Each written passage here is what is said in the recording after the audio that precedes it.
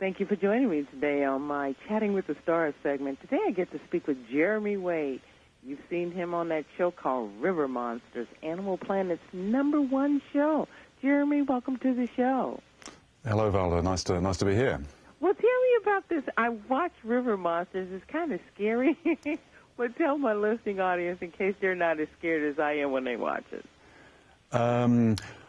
Well, I think the first thing to say is it's not really a fishing show, even though I do put a fishing line in the water. They are more, how shall we say, natural history, sort of murder mystery stories. What they do is they take a fisherman's tale. Now, we all know that most fishermen tend to be very unreliable. They make things up, they exaggerate. And I've spent a lot of time, 25, nearly 30 years, traveling around the world hearing fishermen's stories.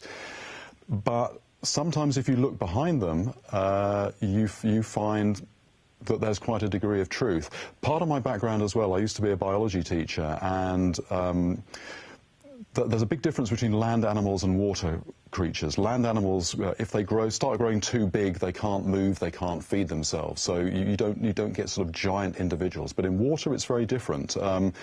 Most fish are weightless in water. If you give them enough food, they'll just keep on growing. So the idea of sort of freak giants, which can be potentially dangerous to people, you can't rule it out. So some of these stories have more than a grain of truth in them. Well, you know, they call you the Animal Planet extreme angler. They say you've been from Japan to New Zealand and everywhere in between, but you're finding these creatures. Are you also an environmentalist? Yes, I mean, what's interesting about these creatures, I mean, you know, the title monster is, you know, it's a word that tends to frighten people. And again, some of these creatures are known to have attacked people. And sometimes I get mails saying, you know, you caught this thing, you showed it to us, why did you put it back in the water? And it's very important that I do put it back in the water, because the message that I want to get across, one of the themes of the show is about fear.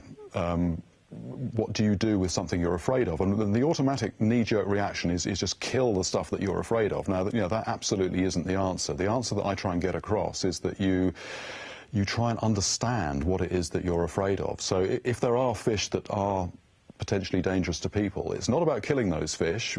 In fact, the numbers of these fish, you know, are getting less and less all the time.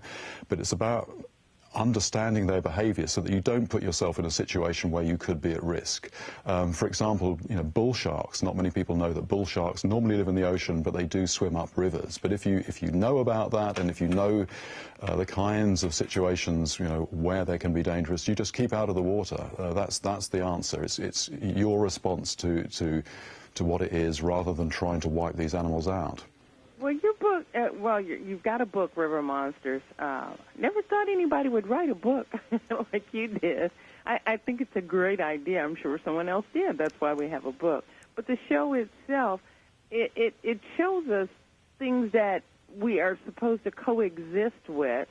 So I guess we're not as afraid as I usually am, because you find some really scary-looking things out there, but we are a planet of balance. It takes all types of things to make this a good planet. Well, I think so. I mean, one thing I say in the book, because I've obviously, you know, been thinking a lot about, for example, why the show is popular. But I think in a way you could say rivers are like the bloodstream of the planet. And when you put a fishing line into a river, it's like taking a blood sample. If there's nothing there,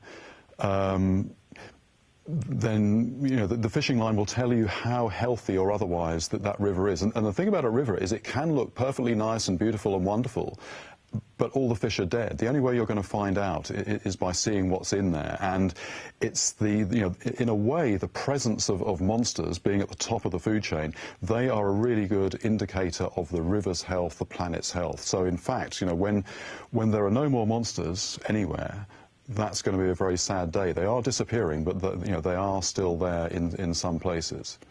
You know, that's a great way of talking about, you know, I've got to wrap up, but River Monsters is so popular.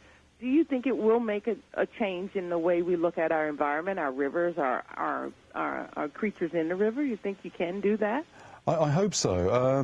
You know, ultimately, I want the show to be entertaining. But well, I do want it to be entertaining. Ultimately, I want it to be educational. But if that is your only aim, I mean, you know, education on its own tends to be a bit dull. So, obviously, what we're trying to do is combine entertainment with education. And one thing that's particularly gratifying is the large number of children who watch it, and you know, it pulls them away from their iPods and computers.